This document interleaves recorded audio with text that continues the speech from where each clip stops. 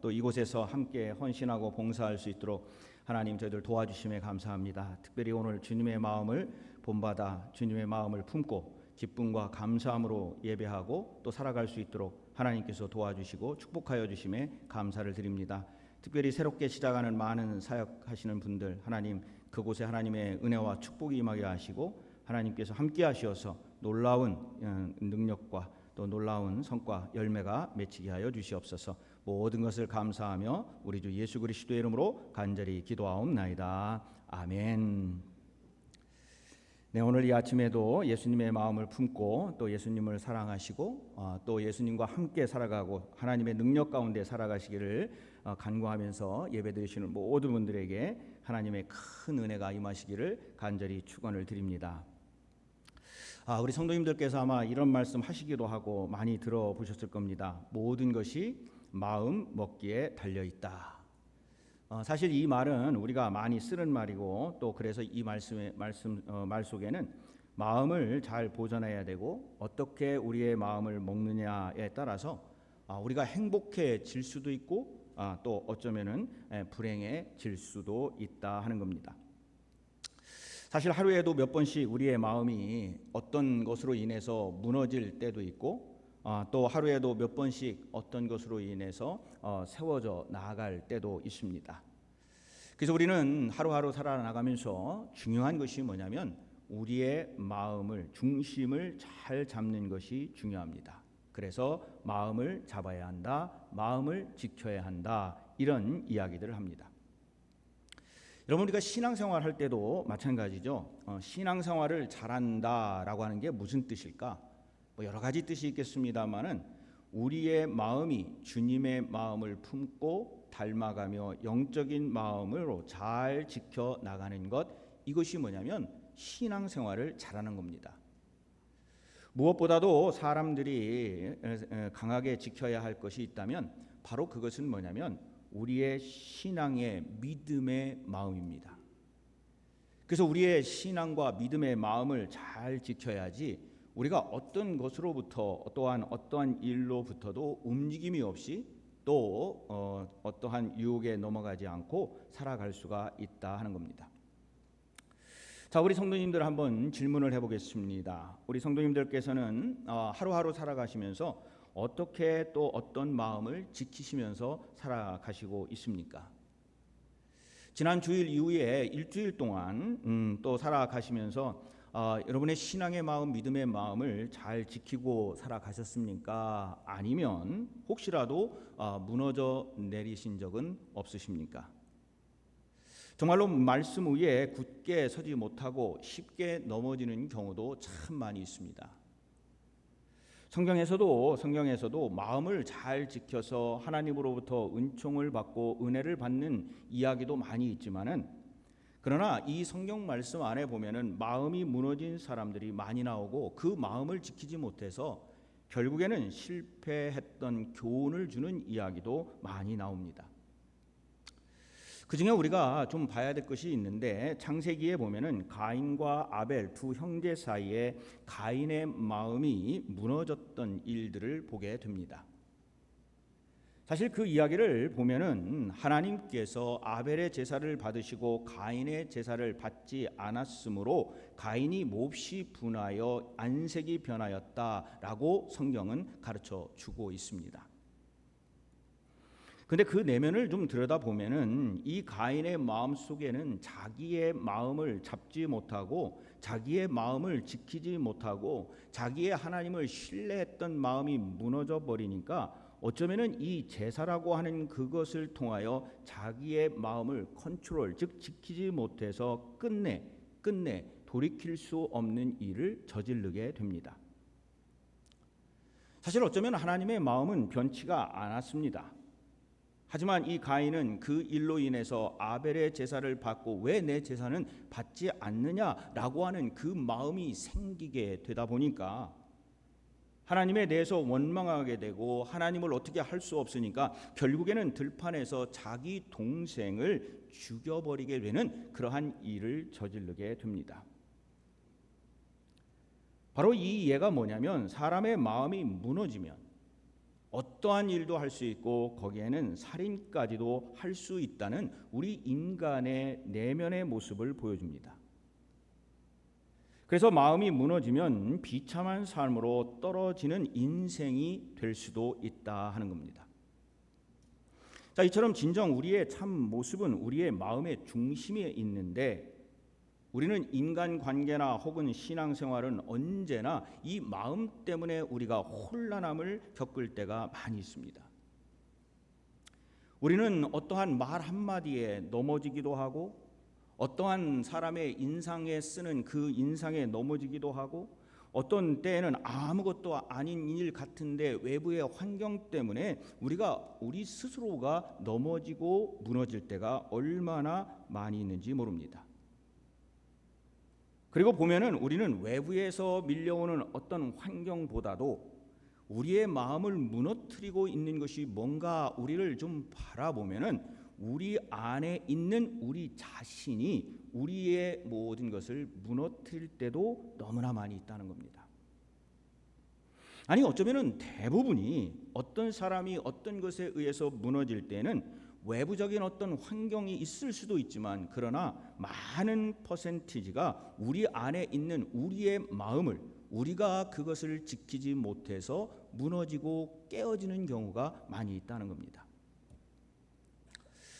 우리 성도님들은 제가 어디서 자랐는지 이미 다 알고 계시죠? 아주 그 한국에서 시골의 시골이라고 할 수 있는 청양 칠갑산 있는 언저리에서 제가 자라났습니다. 그래서 그런지는 모르지만은 저희 동네에는 이 나무들이 많았어요. 그래서 그 당시에 제가 기억하는 거는 우리 시골 동네의 초입에 보면은 오래된 혹시 정자나무라고 아십니까? 굉장히 큰 그림 좀 안 나오나요? 그림처럼 이렇게 큰 그 정자나무라고가 있는데 제 기억으로는 저렇게 큰 나무인데 한 100년쯤 되었다고 동네 사람들이 이야기하는 것을 들었습니다. 저 그림에 있는 꼭 저 나무는 아닌데 제가 어렸을 때 보면은 사실은 저런 푸른 것은 잠시 보이는 것이고 거의 나무에 잎은 없고 그냥 어느 때 좀 봄에 푸릇푸릇하다가 어떻게 보면은 고목나무처럼 있는 그러한 나무가 바로 정자나무였습니다. 근데 여름에 저렇게 뭔가가 풍성해지면은 동네 사람들이 저 밑에다가 의자를 놓고 그리고 전부 20-30명 모여가지고 조그마한 동네니까 거기에서 여름 저녁에 수박을 먹고 모기향을 피우면서 도란도란 이야기도 하고 그렇게 지냈던 그러한 때 어렸던 시절이 있었습니다. 근데 저 정자나무는 제 기억으로 비바람이 몰아치고 추위가 고난이 닥쳐와도 어느 순간에 봄이 되면은 저렇게 푸릇푸릇해져서 여름에는 많은 사람들이 그늘에 와서 그 많은 여름 그 무더운 밤을 보낼 수 있도록 시원함을 제공해주는 그러한 나무였습니다. 그러다가 제가 이제 고등학교를 다른 데로 천안으로 오게 되고 대학교를 서울로 가게 되고 그리고 또 군대를 갔다 오고 근데 어느 순간에 가보니까 저 정자나무가 없어졌어요. 정자나무가 없어지고 그곳은 사람들이 다 이제 자르고 그리고 파서 버리게 됐습니다.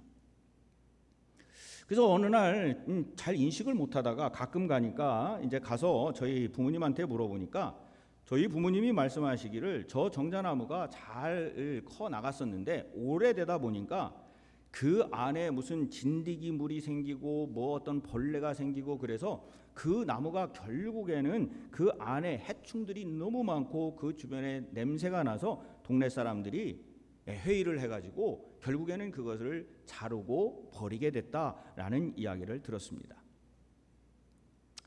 저 정자나무가 쓰러지고 버려졌던 것은 어떤 비바람도 아니었고 몰아치는 어떤 외부의 환경이 아니라 그 안에 내부에서 그것을 갉아먹는 어떤 해충 때문에 그리고 그것을 견디지 못했기 때문에 결국에는 저 오래된 정자나무가 사라지게 되었다는 겁니다. 자, 우리 신앙생활도 우리의 인생도 가만히 보면은 마찬가지인 것 같아요. 바깥에서 핍박이 있거나 어려움을 우리에게 주면은 우리는 우리의 삶 속에서 그런 생각을 많이 합니다. 내가 이건 지켜봐야지, 내가 이거는 한번 해봐야지. 교회도 마찬가지죠. 믿음 생활도 마찬가지입니다. 뭔가 외부에서 뭔가가 맞서야 될 것이 있다 그러면 우리가 하나야, 아자 한번 해보자 라고 해서 뭔가를 일으키려고 굉장히 노력하는데, 만약에 그게 내부적으로 어떠한 것이 생기게 되고 그 안에 불신과 미움과 갈등과 의심이 생기게 되면 그 내부에서 일어나는 일은 우리를 걷잡을 수 없게 한다 하는 겁니다. 그래서 우리들이 말하는 것이, 사람들의 마음을 약하게 만드는 것은 우리들 내부에 있다 하는 거예요. 즉 내 마음을 지켜라 하는 겁니다. 우리들이 사는 세상은 우리들의 마음으로 인해서 무너지는 일이 굉장히 많다라고 말씀을 드렸습니다. 그것은 우리가 알지도 못하는 어떤 것 때문에, 처음에 정말 간단한 어떠한 이야기 하나, 그리고 어쩌면은 아무것도 아닌 이야기로부터 거기에서 의심과 그리고 염려가 생기게 되고, 거기에서 오해가 생기게 되고, 그러면 내 마음이 무너지기 시작하고, 내가 속해 있는 공동체가 무너지기 시작하고, 내 가정이 무너지기 시작을 합니다. 그래서 든든히 세워나가야 될 것은 무엇이냐? 세상의 것들을 어떻게 우리가 할 수 있는 그러한 외부적인 것도 중요하지만, 가장 중요한 게 뭐냐? 나의 마음, 그것을 단단히 마음을 지켜라 하는 겁니다. 디모데후서 1장 7절에 제가 좋아하는 말씀이 있습니다. 7장에 이렇게 되어 있습니다.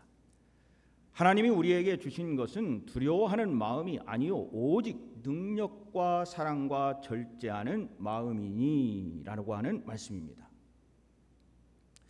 저는 요즘 이 말씀 디모데후서 1장 7절을 읽으면서 참 마음이 이 말씀에 제가 저의 마음이 확 가게 됐어요.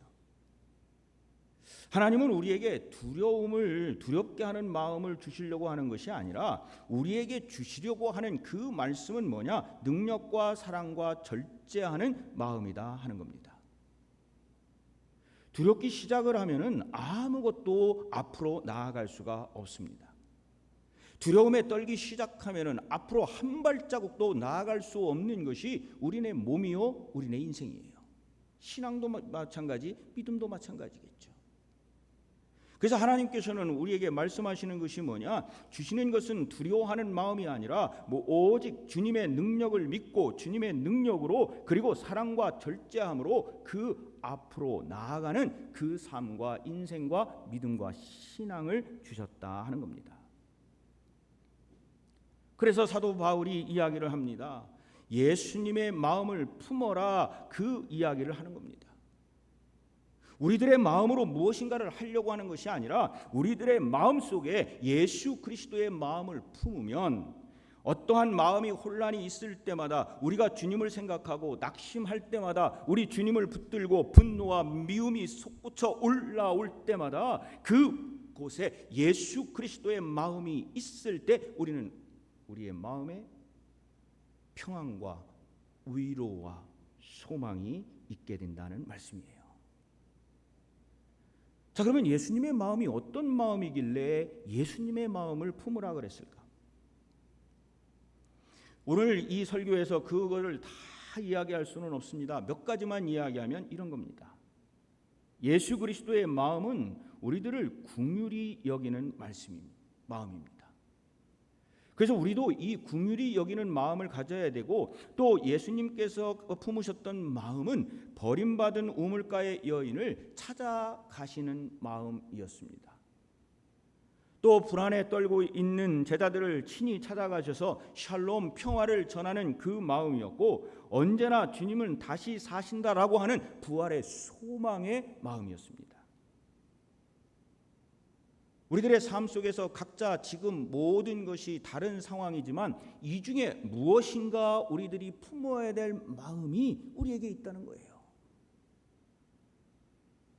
그럼 왜 우리에게 바울은 예수님의 마음을 굳이 품으라고 그렇게 이야기를 했을까? 굳이 왜 그 마음을 품으라고 했을까? 여러분, 이 빌립보서는 다른 것도 몇 개가 있습니다만은 사도 바울이 감옥에 갇혀 있는 상황에서 바울이 자신의 심정을 말하면서 살든지 죽든지 그리스도가 존재하는 그 상황에서 내가 그 예수님을 붙들고 살아간다라고 하는 고백으로 쓴 바로 그러한 서신입니다. 그리고 빌립보 교인들에게 복음에 합당한 생활을 하라고 권면을 하는 것이 바로 빌립보서입니다. 즐거운 마음에서 쓴 책이 아니에요. 내가 무엇인가 기쁨이 넘치는 그러한 상황 속에서 이거를 쓴 것이 아니에요. 감옥이라고 한다면 지금이나 옛날이나 너무나도 힘들고 어렵고 희망이 없는 그 상황 속에서 이 빌립보서를 쓰면서 예수님의 마음을 품어라 하는 거예요. 그래서 빌립보서 2장을 한마디로 이야기한다면 예수 그리스도의 마음을 품는 것. 특별히 5절에 그런 말씀이 있습니다. 여러분 5절 한번 보시죠. 2장 5절입니다. 우리 함께 읽습니다. 시작. 너희 안에 이 마음을 품으라 곧 그리스도 예수의 마음이니. 이렇게 말씀을 하세요. 너희 안에 이 마음을 품어라 그러는 거예요. 이 마음이 뭐냐? 예수 그리스도의 마음이라 하는 겁니다. 그러면 예수 그리스도의 마음이 뭐냐? 마태복음 11장 29절에 보니 예수님께서 친히 나는 마음이 온유하고 겸손하니 나의 멍에를 메고 내게 배우라. 그러면 너희 마음이 쉼을 얻으리니 라고 말씀을 해 주십니다. 아하, 사도 바울이 이야기했던 예수 그리스도의 마음을 품으라 하는 이야기는 예수님께서 직접 우리에게 말씀을 해주셨는데 그 말씀은 뭐냐면 온유하고 겸손한 마음으로 십자가를 지기까지 끝까지 순종하고 나아가라. 그것이 뭐냐? 예수 그리스도의 마음을 품는 거예요. 그래서 예수님의 마음을 품으면 버려진 자 같으나 존귀한 자가 되고 낮아진 것 같으나 높아지는 그러한 삶을 살아갈 수 있는 그러한 삶을 살아간다는 겁니다. 자, 그러면 우리가 이 예수님의 마음을 품기 위해서 우리는 무엇을 어떻게 해야 될까 하는 질문이 나와요. 우리는 어떠한 실행 계획을 세워야 되고 우리는 어떠한 목표를 우리가 실행하기 위해서 어떻게 우리는 해야 되느냐라고 하는 질문이 나옵니다. 그것을 오늘 이 본문에서 이야기를 해주고 있습니다. 첫 번째, 7절의 앞부분에 보니까 비워야 한다 하는 이야기가 나옵니다. 7절 앞부분에 보니까 오히려 자기를 비워 종의 형체를 가지사 자기를 비운다라는 말씀에 저는 집중을 했습니다. 예수님의 마음을 품기 위해서는 우리의 마음을 비워야 돼요. 자, 그 말씀이 뭐냐? 우리의 마음에 욕심이 가득 차 있고 우리의 생각이 가득 차 있고 내가 결정하는 어떤 것으로 꽉 차 있다면 예수님의 말씀이 그 안에 들어갈 여유 공간은 없어요. 그래서 뭐를 해야 되느냐? 나 자신을 비워야 됩니다. 그래야 이 빈 마음에 뭐가 들어가게 되느냐? 하나님의 말씀이 들어가게 되고 그 안에 예수님의 말씀과 하나님의 은혜가 들어가게 되는 거예요. 그럴 때 어떤 현상이 나오느냐? 나에게 하나님께서 우리의 모든 행동과 이것을 통해서 하나님의 축복의 역사가 누리도록 하나님께서 그곳에 인도하심이 있게 되는 거예요. 그래서 뭐 하라고요? 먼저 내 자신을 비워야 됩니다. 하나님의 은혜를 받기 위해서 나를 버리는 거예요. 하나님의 은혜를 받기 위해서 예수 그리스도가 내 안에 있게 하기 위해서 내 자신을 기브업, 포기하는 겁니다. 바로 그게 첫 번째예요. 자, 두 번째는 그럼 뭐라고 하시느냐? 둘째 보니까 낮아져야 한다라고 말씀을 하세요. 8절에 보니까 사람의 모양으로 나타나사 자기를 낮추시고라는 말이 나옵니다. 낮추신다는 말에 집중을 해봅니다. 저나 우리 성도님들이나 누구든지 사람들은요 다 높아지기를 원해요. 아유 목사님 저는 낮아지기 아닐 거예요. 다 높아지기를 원해요. 근데 우리 그리스도인들은 무엇인가 그 마음에 자꾸 낮아져야 돼요. 하나님을 알고 기도를 더 열심히 하고 그리고 모든 것으로부터 하나님의 은혜를 받았다고 한다면 우리를 높이는 것이 아니라 낮아지는 모습, 즉 뭐예요? 세상의 욕심과 그리고 욕망을 비우고 그 안에 낮아지는 그 모습을 채워 넣는 것이 우리의 기도의 목표가 돼야 되고 기도의 삶이 돼야 되는 거예요. 아마 연세가 많으신 분들뿐만 아니라 젊은 분들도 아나? 좀 화면을 좀 보여주시겠어요? 이거 혹시 뭔지 아세요? 시소. 여러분 이 시소가 왜 시소인지 아시죠? see 보다, so 봤다. 그래서 밑에 있으면 안 보이잖아요. 그리고 위로 올라가면 보이고 그래서 시소라고 합니다. 근데 이거를 가만히 보시면요, 한 곳이 낮아지면 한 곳이 올라가게 돼 있어요. 성령의 역사가 우리의 마음으로 막 올라가게 되면 우리는 겸손해질 수밖에 없어요. 그리고 우리는 겸손해지면서 하나님의 능력으로 우리의 능력이 높아질 수밖에 없는 거예요. 근데 우리가 만약에 우리의 것으로 무엇인가를 막 채우고 막 뭔가를 하려고 그러고 우리가 막 높아지려고 그러면 하나님의 능력은 어디 가서 보이지도 않아요. 왜요? 하나님께서는 우리가 할 수 있는 우리 것을 다 자유의 의지에 맡겨놨기 때문에 우리가 막 뭔가를 하려고 그러면 하나님이 굳이 거기에 해야 될 개입할 이유가 하나도 없는 거죠. 그래서 우리는 어떻게 해야 되는 거예요? 하나님을 높이는 거예요. 우리는 낮아지고 성령으로 은혜 받고 또 낮아지고. 이탈리아의 밀라노라는 도시에서 있었던 이야기입니다. 어느 날요, 아주 그 신비로운 미소를 뗀 아름다운 여인이 도시에서 꽤 이름난 화가를 찾아왔습니다. 이 여인이 당시에 유명한 화가한테 이야기를 하는 거예요. 내가 이제 그림값을 많이 주더라도 내 초상화를 좀 그려줬으면 좋겠어요 라고 이야기를 합니다. 근데 이 화가가 아주 유명한 화가인데 보니까 이 여인이 뭐 옷 입은 것도 그렇고 생김새도 그렇고 뭐 그냥 그래요. 그래서 뭐라고 그랬냐면 아주 거만하게 이야기를 합니다. 나는 너무 지금 바빠. 내가 당신의 초상화, 이렇게 평범한 여인의 초상화를 내가 지금 그릴 수 있는 사람이 아니에요.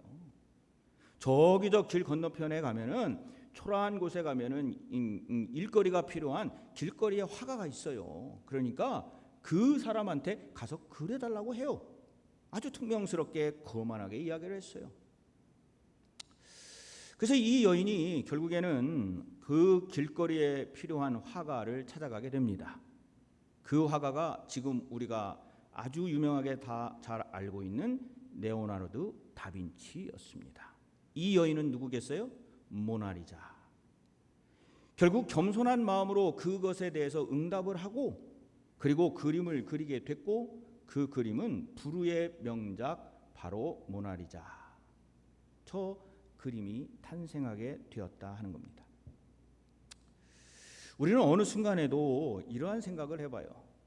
하나님께서 우리를 쓰시고자 하시고 우리를 불러주셨어요. 그럼 우리가 해야 될 일은 뭐냐? 겸손한 마음으로 하나님의 그 응답, 그 말씀에 응답하는 거예요. 잠언 16장 18절 말씀에 보면은 이런 말씀이 있어요. 아주 우리가 좀 새겨들었으면 좋겠어요. 교만은 패망의 선봉이요 거만한 마음은 넘어짐의 앞잡이이니라. 이 말씀이에요.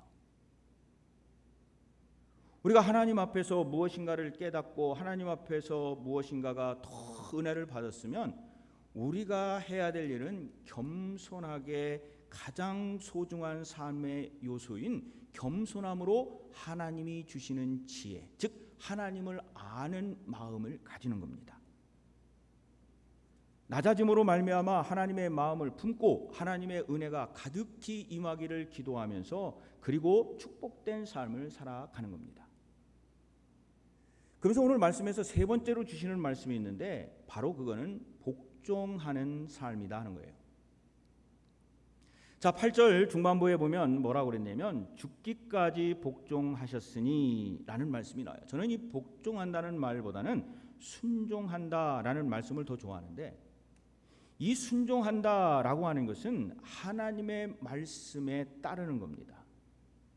예수님도 그 하나님의 말씀을 따름으로 그가 하나님의 말씀에 따라서 그 쓴 잔, 그리고 정말 마시기도 싫은 그 죽음이라고 하는 그 고통을 하나님의 말씀에 순종하여 따랐고, 그러므로 말미암아 부활 승천하시는 그 모습을 우리에게 보여주신 거예요. 첫 번째로 해야 될 것은 말씀에 순종하는 겁니다. 그리고 마지막으로 가장 중요한 건데, 우리 주님을 자꾸 만나는 것이 중요해요. 자꾸 우리 주님을 만나야 돼요. 여러분, 누군가의 마음, 누군가를 사랑하는 마음이 품으면요, 그 사람을 닮아가게 되어 있습니다. 그렇잖아요? 그래서 그런 말이 있는 것 같아요. 이 부부가 오래 살면 닮아간다 하는 말을 많이 써요. 저도 저희 아내하고 저하고 어디 가면 인상이 많이 비슷하세요. 글쎄요, 우리 아내가 좋아할지 안 좋아할지는 제가 잘 모르겠어요. 물어보질 않아서. 저는 기분이 되게 좋아요. 근데 닮아간다라고 이 얘기를 해요. 여러분도 그런 말씀 많이 들으시죠? 부부가 20년, 30년, 10년, 저처럼 30년 넘게 또는 50년, 60년 이렇게 살아가면요, 다 보면은 인상도 닮아가고 말하는 스타일도 닮아가고 뭔지 모르게 하여튼 닮아 보이고 닮아갑니다. 왜 그래요? 왜 그렇습니까? 같이 오래 살고 같이 생활하다 보니까 그것이 닮아가게 되는 거예요. 배우게 되고요, 서로에게 배움을 주는 거예요. 자, 그러면 우리 예수님을 한번 생각해 보세요. 예배를 통해서 예수님을 만나고, 기도를 통해서 예수님을 만나고, 우리가 친교를 통해서 우리 형제자매 가운데 예수님을 만나면 우리는 누구를 닮아가게 될까요? 예수님을 닮아가게 돼 있다는 거예요. 그래서 우리는 자꾸 예수님의 모습을 닮아가기 위해서, 예수님의 마음을 품기 위해서 우리는 무엇을 해야 되느냐? 예수님을 자꾸 만나야 됩니다. 그래서 우리는 기도해야 되고요, 그래서 우리는 예배해야 되고요, 그래서 우리는 성경을 읽어야 되고요, 그래서 우리는 친교를 하고 형제 자매가 서로 예수님을 중심으로 닮아가는 것. 그래서 우리는 자주 예수님을 만나야 돼요. 그러면서 찬양하는 거죠. 예수 닮기 원합니다. 예수 닮기 원합니다. 사랑하는 우리 성도님들, 오늘 주님의 마음을 본받으시기를, 그리고 주님의 마음을 품으시기를 간절히 축원을 드립니다. 그 마음은 이런 마음입니다. 주님의 마음을 본받기를 간구하고 소망하는 마음이에요. 주님의 마음을 내가 본받기를 원합니다. 그리고 뭡니까? 믿음으로 지켜 주시옵소서. 바로 믿음으로 굳게 지켜 주시옵소서. 이 마음을 품는 겁니다. 그리고 또 어떤 마음입니까? 감사의 마음으로 가득 차게 하여 주시옵소서. 내가 주님을 만날 수 있도록 하나님께서 베풀어 주신 그 은혜, 이 교회를 통해서 하나님의 놀라운 역사를 맛보게 하여 주시는 그 은혜, 하나님께서 이 형제 자매를 통해서 하나님 나의 부족함을 알게 해 주시는 은혜, 감사합니다. 감사합니다. 그리고 마음에 주님의 마음을 품고 주님의 마음을 닮아가는 것은 우리 그리스도인의 삶의 지향점, 즉 목표를 그걸로 정해놓고 우리는 계속 예수님을 만나는 거예요. 예수님을 한 번 만나서 내가 예수 닮기 원합니다. No way. 천만의 말씀이에요. 내가 어떻게 해서 한번 방언을 했다고 그래가지고 내가 예수님을 만났습니다, 내가 예수님과 함께 살면 No way. 아니에요. 천만의 말씀이에요. 하루 이틀, 아니 365일, 아니 10년, 20년, 30년, 50년이 돼도 우리는 어쩌면은 계속 예수님을 닮아가기 위해서 우리의 삶을 정진해 나가야 됩니다. 그래서 감리교에서 이야기하는 그리스도의 완전에 이르기까지 우리는 끝까지 주님을 향하여 나아갈 수밖에 없는 그러한 신앙생활을 하게 됩니다. 오늘 함께 예배드리시는 우리 신앙의 모든 식구들이